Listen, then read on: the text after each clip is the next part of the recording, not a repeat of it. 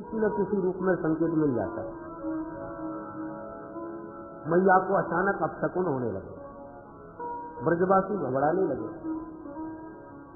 उधर ब्रजवासी रोते रोते पहुंचे, कहें मैया तेरो कन्हैया काली दह में गिर गए।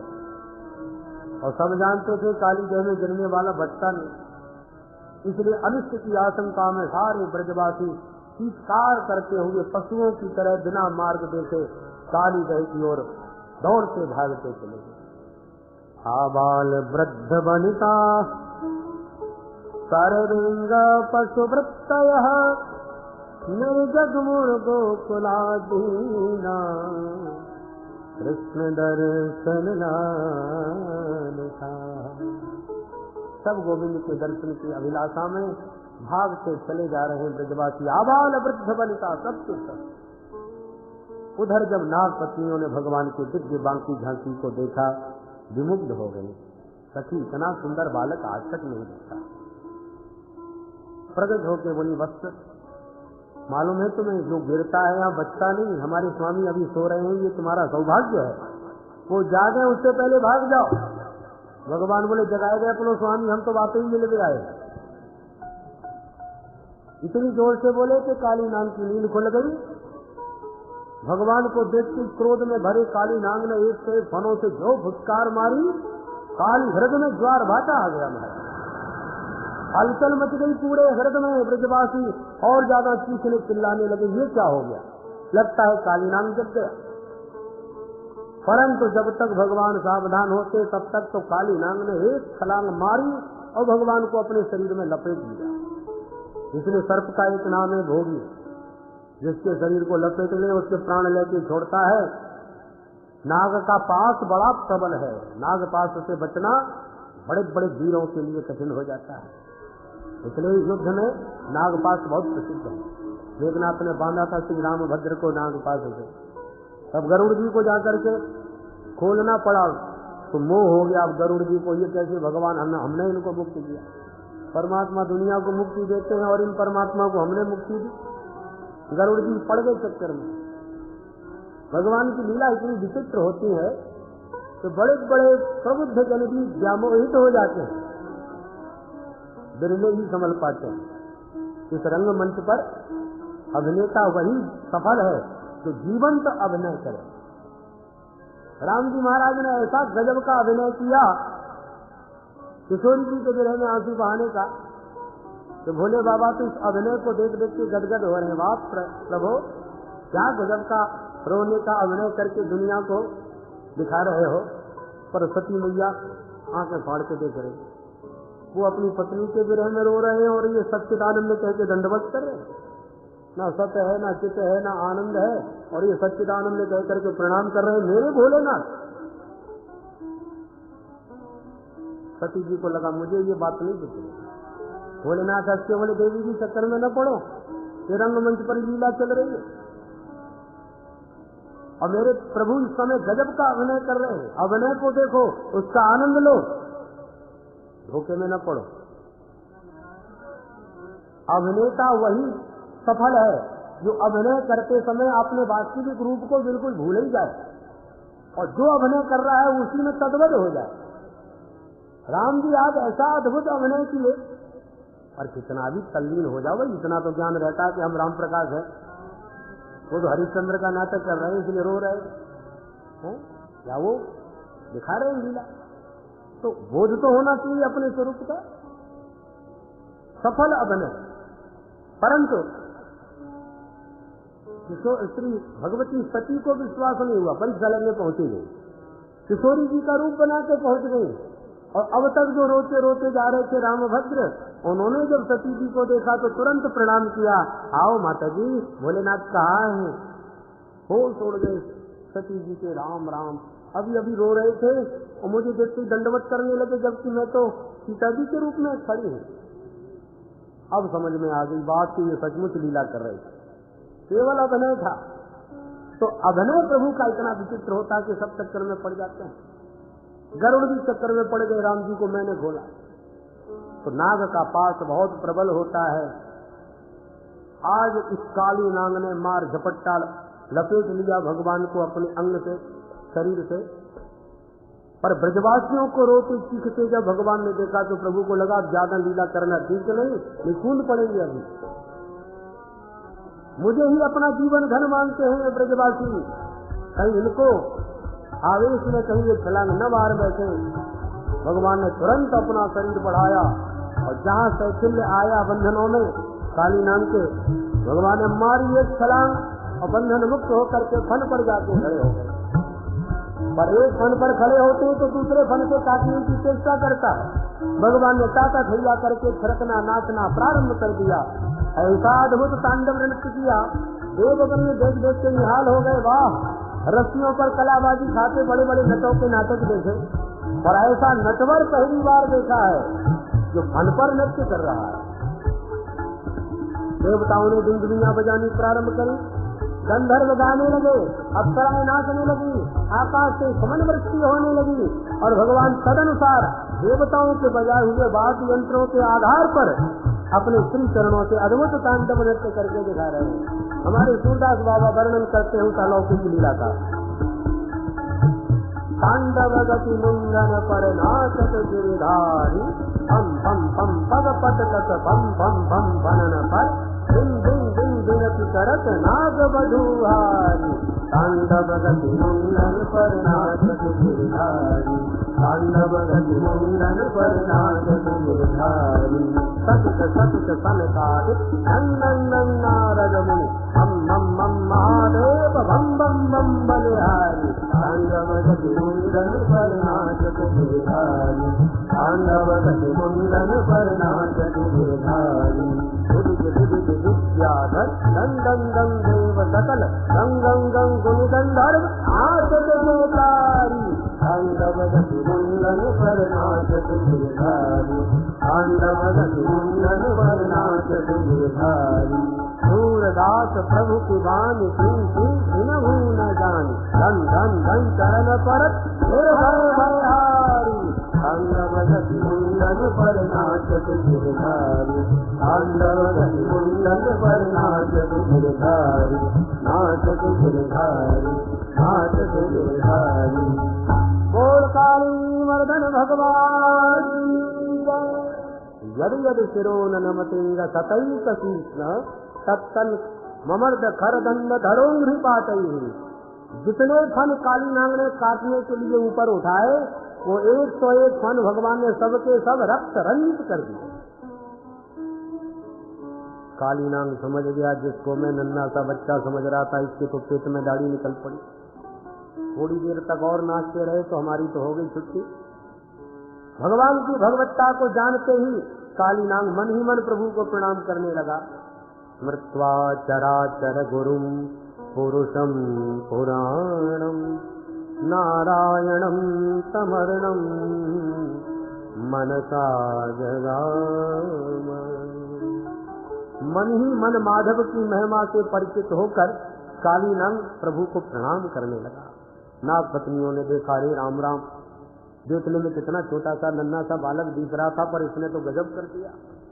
अब जल्दी से इसके नृत्य को कैसे शांत करें। सब नाग पत्नियां मिलकर के भगवान की 21 श्लोकों में बड़ी सुंदर स्तुति गाने लगी। न्यायो ही दंड है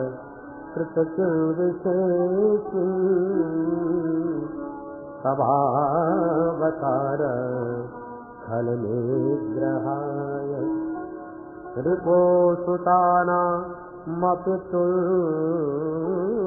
दृष्टे, भक्ते दमम अलमेवानुसंतन।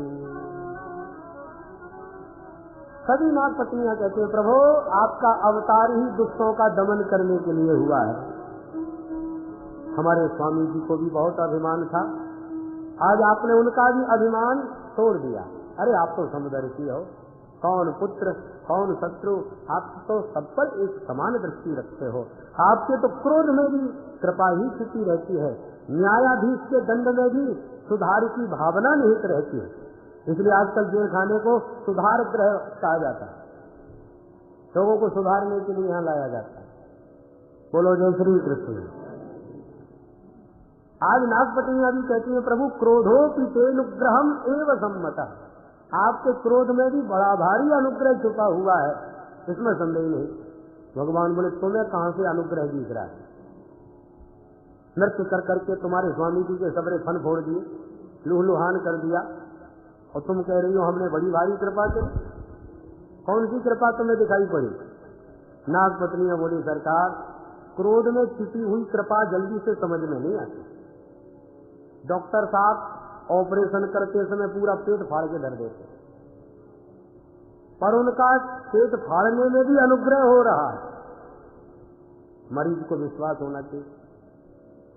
और कभी कभी ऐसा भी होता है कि ऑपरेशन पूरा हो गया और कैंची पेट में ही रह गई, अब दोबारा करना पड़ेगा, ऐसा भी हो जाता है। पर वो कुछ भी करे, मरीज को विश्वास करना पड़ता है, भैया इसने जानबूझ के कुछ नहीं किया, अब गलती हो जाए, अनजाने में हो जाए।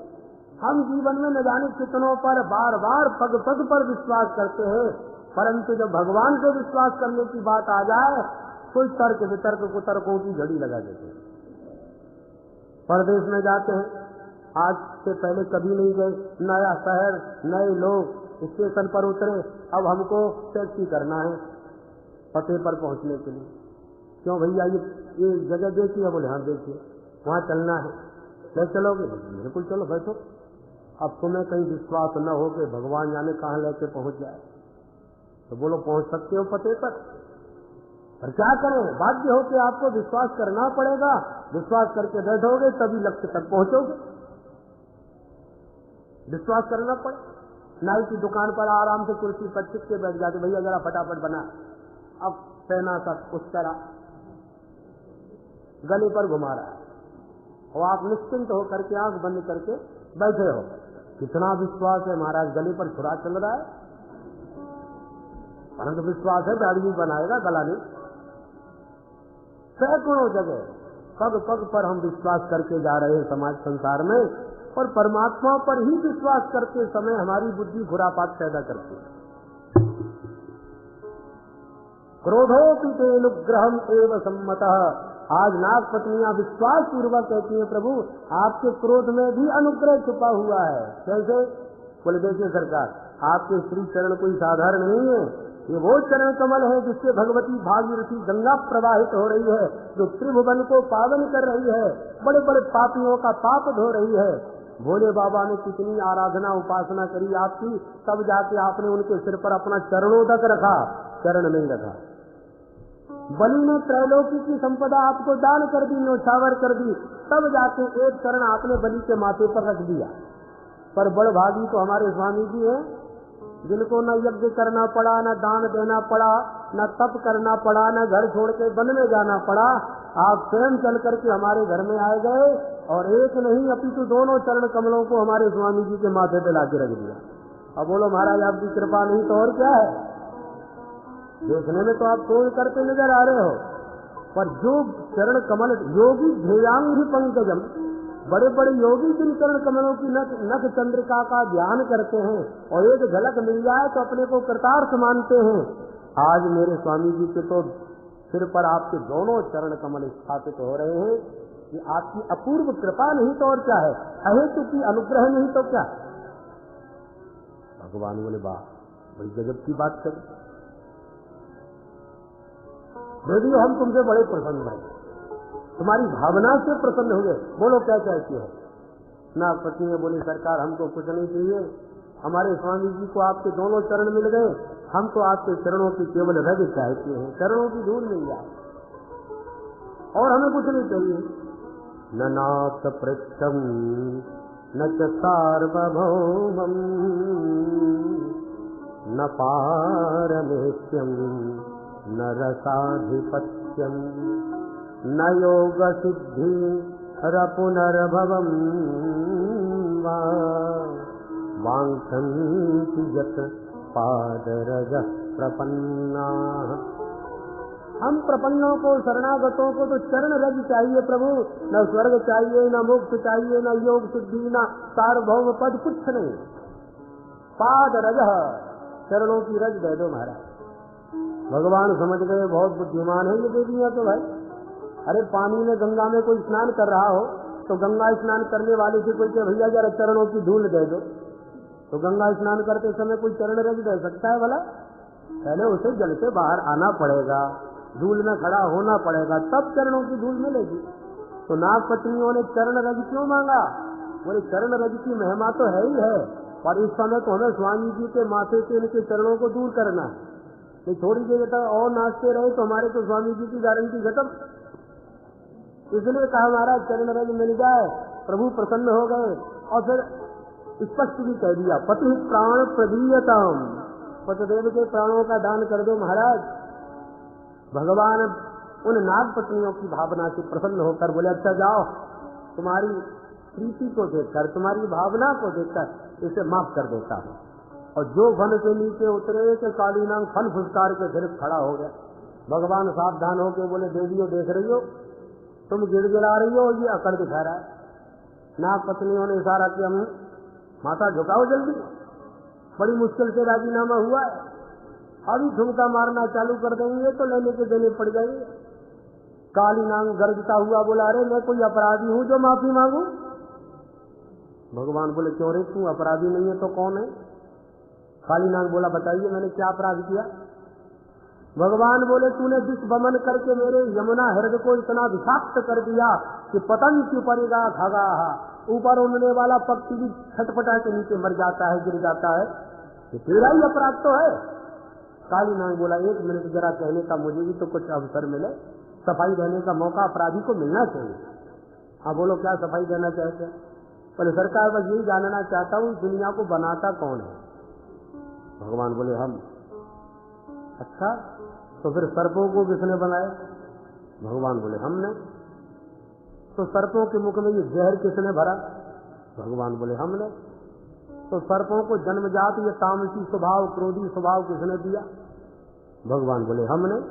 काली नाग बोला बस हो गया फैसला।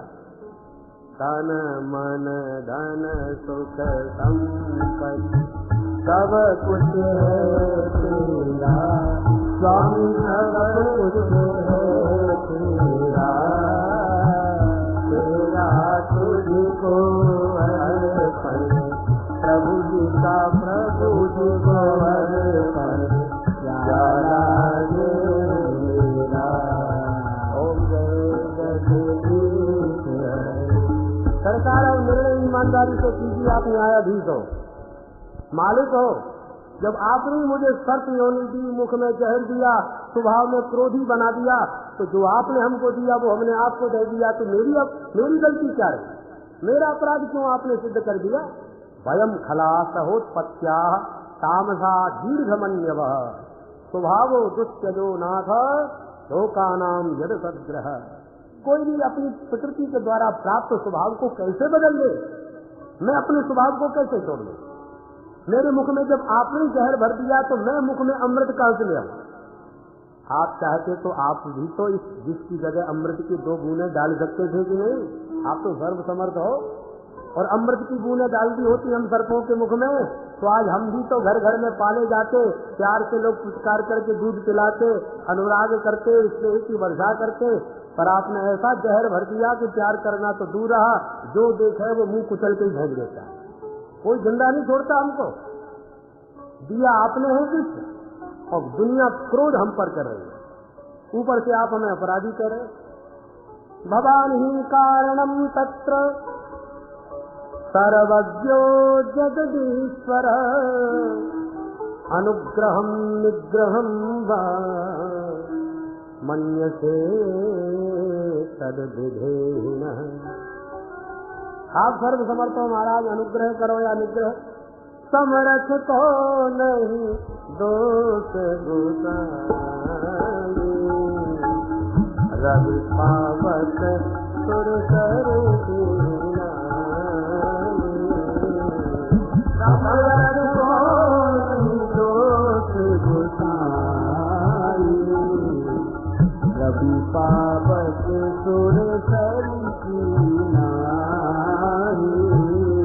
आप समर्थ हैं प्रभु, कुछ भी कीजिए। भगवान प्रसन्न हो गए काली नाग के इन तर्कों से और बोले भाई काली नाग तेरी सारी बातें बिल्कुल सही हैं, परंतु यदि हमने सर्पों को विषैला बनाया तो उन्हें रहने के लिए रमणक द्वीप भी तो बनाया है। तुम्हारे लिए हमने जब विशेष द्वीप का निर्माण किया है, जहाँ सर्प जाति का ही नित्य निवास है, तो तुम अपना वो घर छोड़ करके यहाँ पर गंदगी फैलाने क्यों आए? कालीनाग बोला, ये बात ठीक कही सरकार, पर इसका भी कारण आपका वाहन गरुड़ है। गरुड़ जब रमणक द्वीप पहुंचता है तो तमाम सर्पों को मार जाता है, बात तमामों को खा जाता है। मेरे से उसका झगड़ा हो गया तो मैं यहाँ आकर बस गया। भगवान बोले, इतनी बड़ी दुनिया है, यहीं क्यों आए? बोले, हाँ, यहाँ इसलिए आया महाराज कि सौभरी मुनि ने गरुड़ को शाप दिया है, अत्र प्रविश्य गरुड़ो यदि मत्स्यांश खादति सद्य प्राणी योग्य का सत्यमेत द्रविण्य। हम यहाँ पर आकर के किसी भी प्रकार की हिंसा करेगा गरुड़ यमुना तट पर, तो निश्चित गरुड़ मारा जाएगा। सबसे गरुड़ ने आना ही छोड़ दिया। यहाँ साप बस आवत नहीं, इसलिए महाराज मैं यहाँ रहता हूँ कि गरुड़ मुझे यहाँ कभी मार नहीं सकेगा। भगवान बोले, यदि यही कारण है तो अब तुम जा सकते हो, अब गरुड़ नहीं मारेगा। क्यों? भगवान बोले, नाच नाच के अपने चरणों की मोहर जो लगा दी है तेरे माथे पर, मेरी मोहर लगी है, तो अब किसकी हिम्मत है जो आंख उठा के तुझे देख ले? कुत्ते दो प्रकार के होते हैं, पालतू और फालतू। तो जो फालतू कुत्ते घूमते रहते उनको आते जाते कोई भी डंडा में रख देता है, जूठी पत्तल चाट रहे फिर भी बेचारे डंडे खा रहे। और जब वही पालतू बन जाए तब देखो महाराज खाट, और जितने बड़े व्यक्ति का कुत्ता उतना ही बड़े खाट। बोलो राधे राधे। आपने खुद देखे होंगे महाराज एयर कंडीशन में घूमते, परंतु एक विशेषता है उस कुत्ते में। क्या? पहले तो मालिक के नाम का पट्टा पहने हुए है गले में, ये पहचान है पालतू कुत्ते की। दूसरी, अपने मालिक को छोड़ के कभी किसी दूसरे के दरवाजे नहीं जाता, किसी का मुंह नहीं ताकता। मालिक देगा तो खाएगा, जैसे रखेगा वैसे रहेगा, तब मालिक का स्नेह भाजक बनता है। उसी प्रकार कहीं आज यहाँ कल वहाँ, मन कुत्ता दर दर फिरे, दर दर दूर दूर हो, एक ही दर को गए रहे, तो दूर दूर करे न को, दूर दूर करे न को। प्रभु के नाम का आश्रय लेकर मालिक जितना बड़ा होता है, सेवक के उतने बड़े खाट होते हैं। प्रधानमंत्री के चपरासी में भी वो गर्मी होती है कि बड़े बड़े नेताओं को भटकार के भगा देता है। कहने को चपरासी है तो क्या हुआ, पर है किसका? मालिक की अकड़ होती है। अभिमान भी करना है तो अपने मालिक के नाम का करो। अस अभिमान जाए जन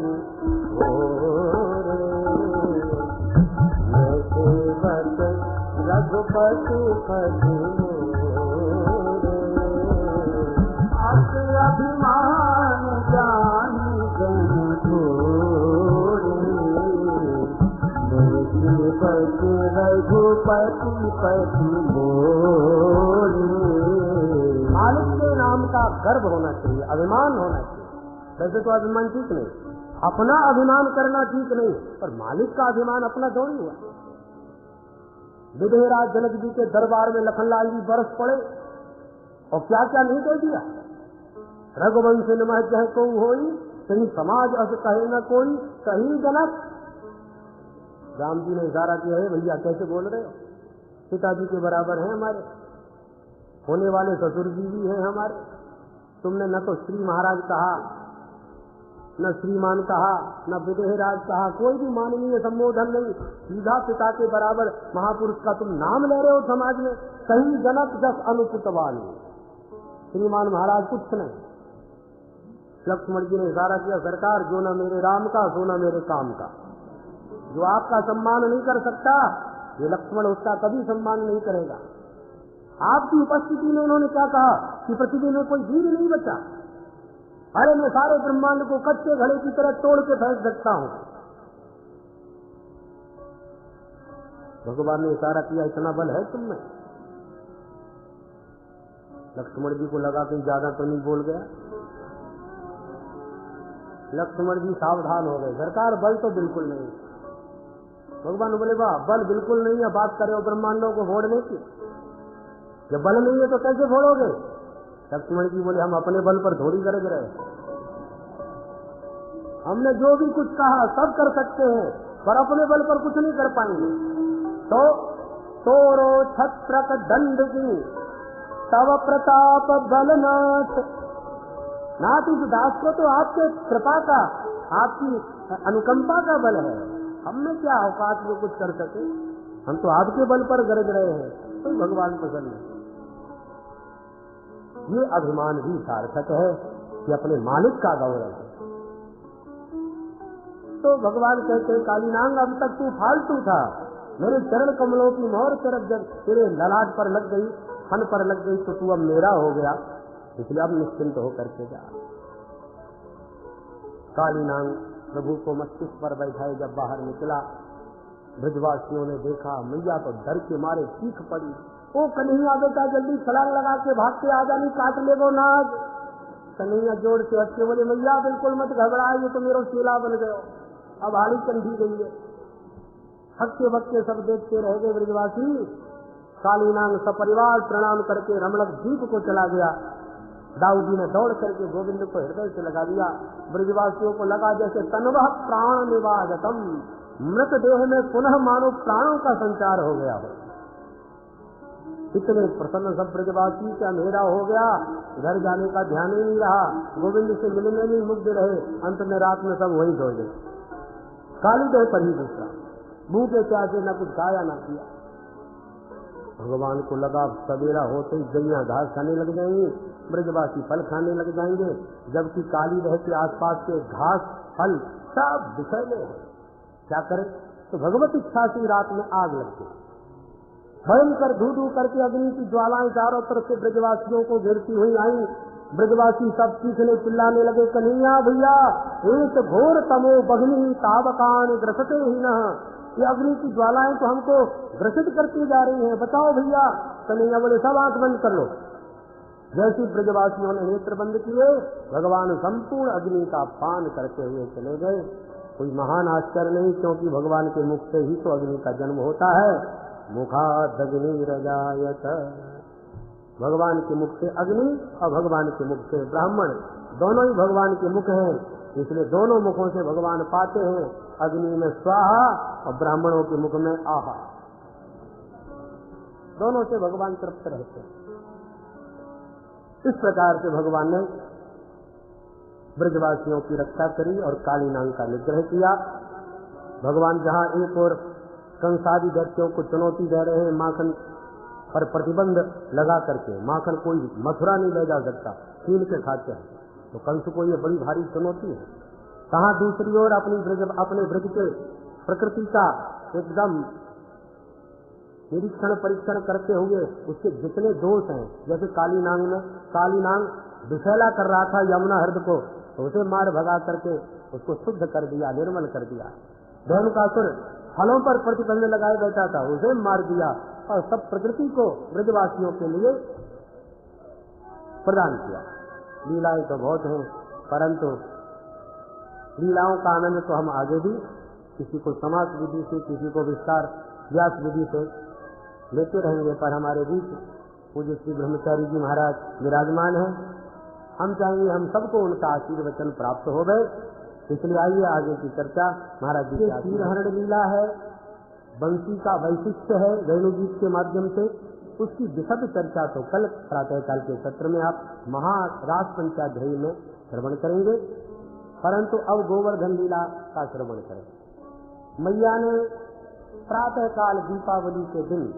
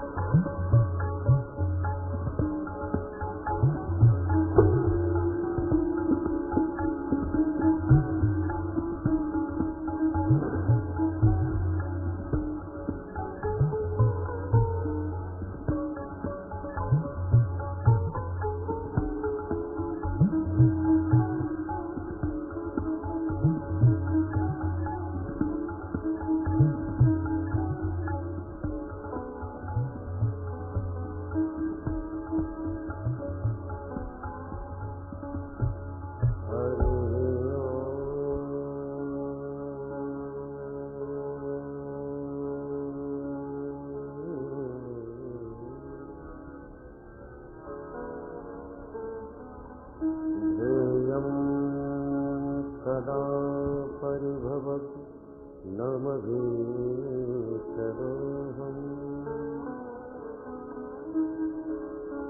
तीर्थास्पदं शिवविचिनुतं शरणं वृत्यार्तिहं प्रणतपावकम्